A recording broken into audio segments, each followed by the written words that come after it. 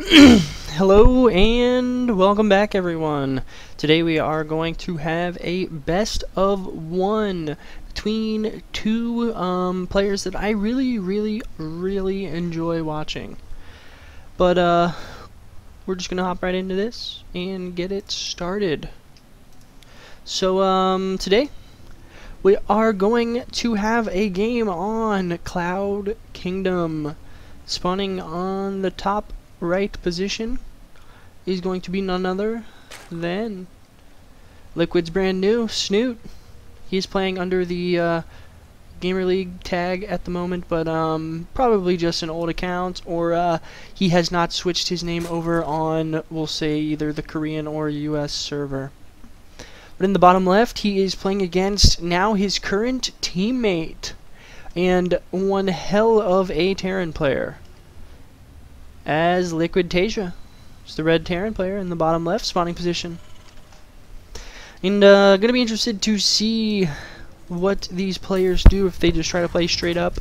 I am not sure, to be honest. Does not look like this is technically a ladder game. As you can see, the colors do switch. So this is more than likely just a practice game, as I mentioned before.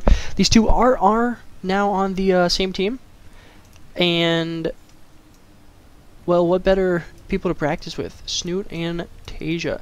So I'm assuming more than likely we're going to see something like a 1 Rax expand from the Terran and a 15 hatch from Snute. But no, I am incorrect already. He's going to go for a spawning pool first, so now I wonder, shall he go for an earlier gas? Possibly try and do some sort of speedling pressure. And we are not going to see a macro game, folks. In fact, this could be a quick one. Teaja is going for double racks. Does look like it was actually a double 11 racks as well. So we are going to see a hell of a lot of early pressure coming out. And we do see the hatchery after the pool. For Zerg players out there that are in lower leagues or fairly new to the game, it is important to note that technically a hatch first actually does hold against a 11-11 racks better than a pool. And you may be asking yourself, well, why? That doesn't really make sense. The reasoning for this is the hatch would be popping here shortly, which would then allow for creep spread and vision. So you can definitely pick up on bunkers being thrown down earlier, which is always a great help. And then you can actually get out your spine crawler to deal with the bunker being thrown down. But we do see 6 Zerglings coming out, so Snute may have had some sort of a hint as to what was going on. And instead, Teaja is just going to pull back. It does look like he microed that SCV away, so he might still try and place down a bunker and get these Marines out of here. We shall see, but 3 Marines should be able to, with a little bit of kiting, easily deal with 6 Zerglings. And now there is 4, so yes, but he does actually lose 3 Marines, so pretty good surround. Does look like he's going to lose almost all of them. Wow, those Zerglings trading quite effectively. Teaja kind of backed himself into a corner a little early. He should have stutter stepped just a bit more. We do see a pretty quick CC coming down, and as I'm sure, yes, he is aware, he did see this hatch come down. So he does know his opponent is expanding, so why not take an expansion myself? I can't really put on any sort of early pressure. And we do see 2 gases, just a couple supply earlier than what is considered standard at the moment. Typically, you will see the Zerg player throw down double gas at 36. And this is because you can kind of get away with it, for the most part, just droning up to 36. And then throw down your double gas, drone back up to 36. Then put 6 workers on these gases, as we see he is doing. And that just allows you to still get out metabolic boost in time. It gives you just enough minerals to actually keep pumping queens, so you can go anywhere from 4 to 6, depending on how much defense you want. And you don't really have to worry about any sort of crazy early pressure. Would like to see a bunker possibly placed down right here or here, just to limit the surface area. these 3 Marines hanging out, not exactly sure what's going on with them, and it does look like we might see an Overlord scout. For those of you that don't know, there's a little nook just like this on most maps where you can place your Overlord, still see both of these gaps. I believe there, what is the other, well, Daybreak has the little hologram behind the natural that you can peek at. And then Ohana actually kind of has a little nook like this. And Daybreak also does, there will be a vent in the main that you can see. Speed on the way. Double Evo Chamber coming down, as well as a Baneling Nest. So this means he's more than likely just going to try and start getting up his upgrades and to make sure that he is not falling behind to his Terran counterpart. Yes, and we do see 1-1 melee coming out, as well as a hatch. So his third will be up. Speed will be finishing fairly shortly, and we do have a triple barracks wall off. The only bad part about this spawning position for Terran is the fact that these add-ons do actually get put on the, I guess, bad side, if you will. As if you were to spawn here, you could put your barracks, and then add-ons would be on the less attackable side. But assuming that we're more than likely going to see some Banelings come out, as there is quite a bit of gas being pulled up, he might be waiting for a very strong 1-1 timing attempt to just bust through this. We do see Stim coming down, very important, as well as Infernal Pre-Igniter, otherwise known as Blue Flame for these Hellions, which makes them so much stronger. And it does look like we have the very, very standard 3cc build out of LiquidTeaja. A lot of Korean players have been doing this. In fact, he did lift this off so the Overlord could not spot it. Great play out of Teja. More than likely just going to land it here briefly. No, actually, he is just going to move it down to the low ground. He is not aware of these Banelings morphing, which could be very problematic as these Hellions begin to move out. And are they? Oh, no, great target fire, though. He's going to attempt to pick off the Stim, but with those Hellions there taking out so many Banelings, he's just not able to. Teja cannot make up his mind as to where he would like that barracks to be placed. +1-1 coming down for the Terran player. Banelings being morphed in as well. We do see reactors going down on these barracks, so the Marine production is going to be quite heavy and a little bit over, yeah, just one oversaturated. So we do see a starport as well. Double factory though. Does look like we had some sort of a pause issue.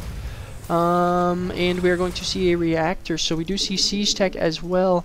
This is quite interesting. He's going to go for a half mech, half bio play, it does appear, which can be kind of problematic just because then you kind of have to divvy up your upgrades, and it makes it very hard. It costs so much more.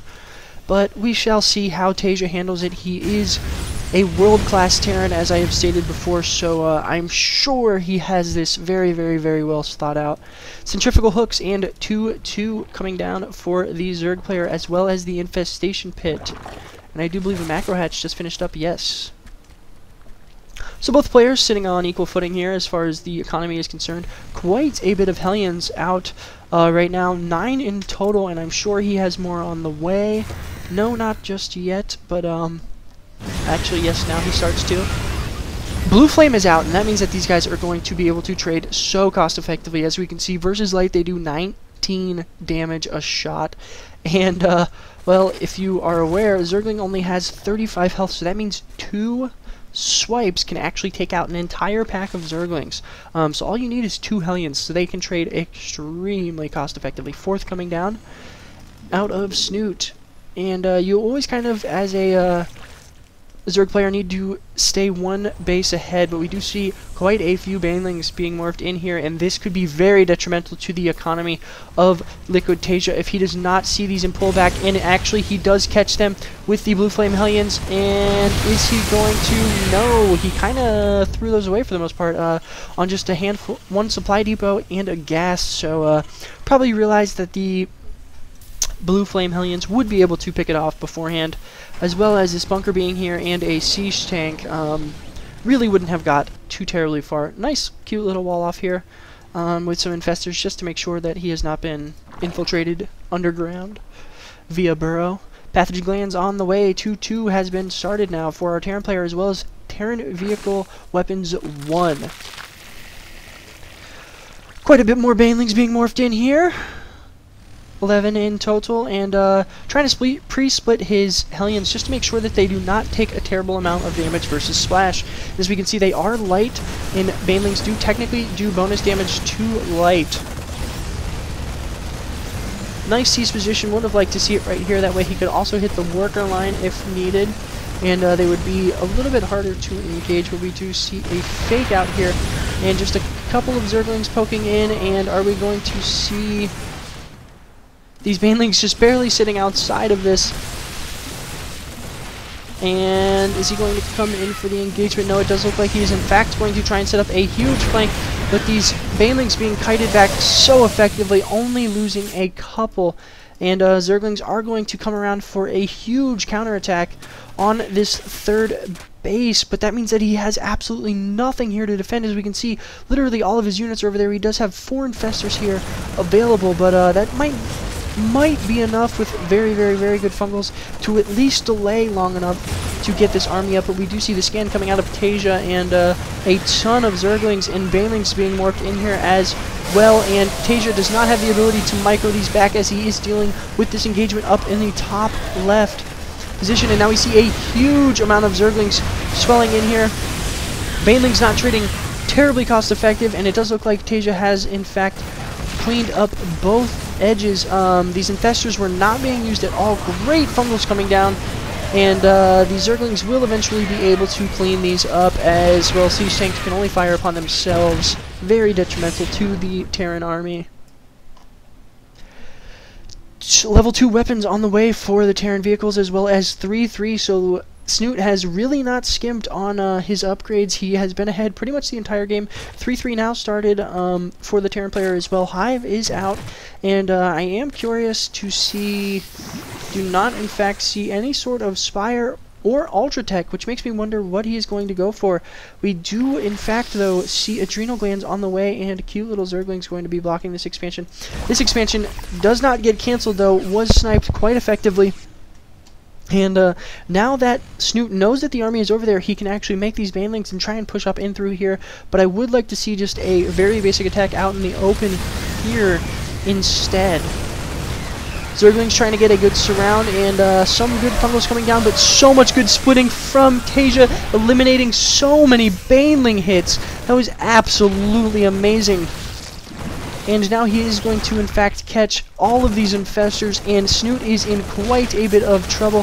He can just micro back from these banelings, and yes, does not even care. He will gladly trade out.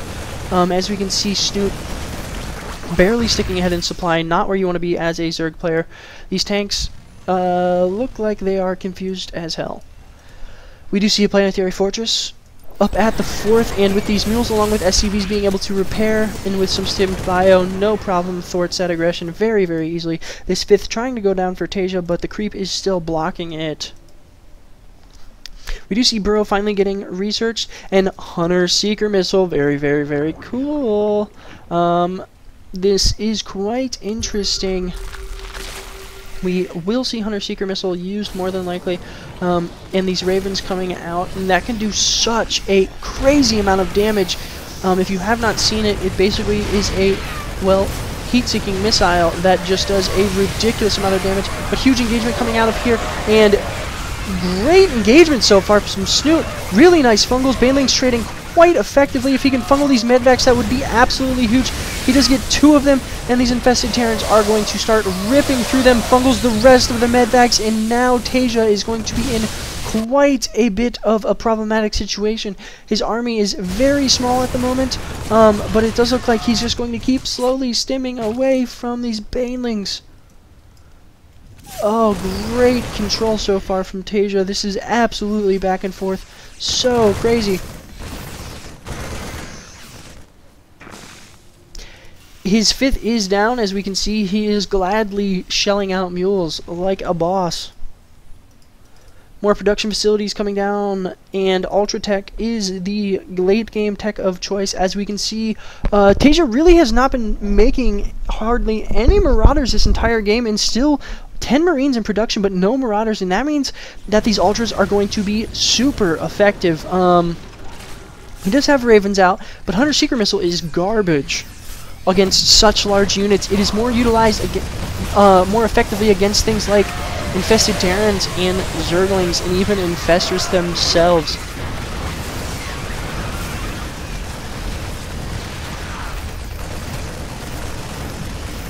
LiquidTeaja slowly pushing back up, and he does have to be careful of these Banelings connecting, but we do see Ultras finally joining the fight, and with these Queens they should be able to... No, they do not transfuse. In fact, very interesting. I just wonder if there was a lack of energy there, and yes, it does look like that is the case. But Teja with non-stop aggression constantly flowing in bio, as we can see from the minimap. There is just... It looks like a Zerg player right now. He's just streaming in units, snipes off the 4th, and now he has to be in such a happy position, knowing that he is in fact 2 bases up, getting concussive shell, plus 3 vehicle weapons, and this is when Terran really starts to get nasty late game. They can start to trade so effectively, their upgrades have been matched, and Teja going to be stimming up into the 3rd as well.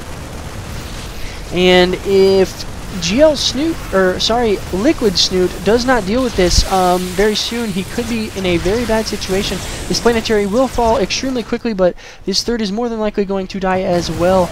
And we do see Bio just running rampant through Snute's natural and 3rd, pretty much doing whatever they please. Drones having to be pulled so that this this base does not go down, but it does in fact, and now Snute is pretty much on 0 mining bases. This bio should be able to clean up these couple Ultralisks.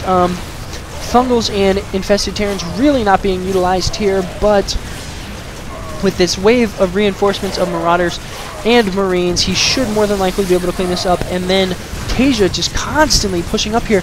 Would love to see some Hunter-Seeker missiles go down, but it does not look like we're going to... No, instead he does opt for the missile turrets, and yes, these are hard to use, but man, once you get them down, they last for so long, and they have such high DPS, it is crazy. As we can see, where is their attack speed? It is weapon speed 0.8, which is rather fast. These siege tanks sieged up, and more than likely not going to be dealt with, and Snute does in fact realize his economy is in shambles. He has nothing left. We see auto turrets all over the main, and GG well played is called out from our Zerg player, LiquidSnute.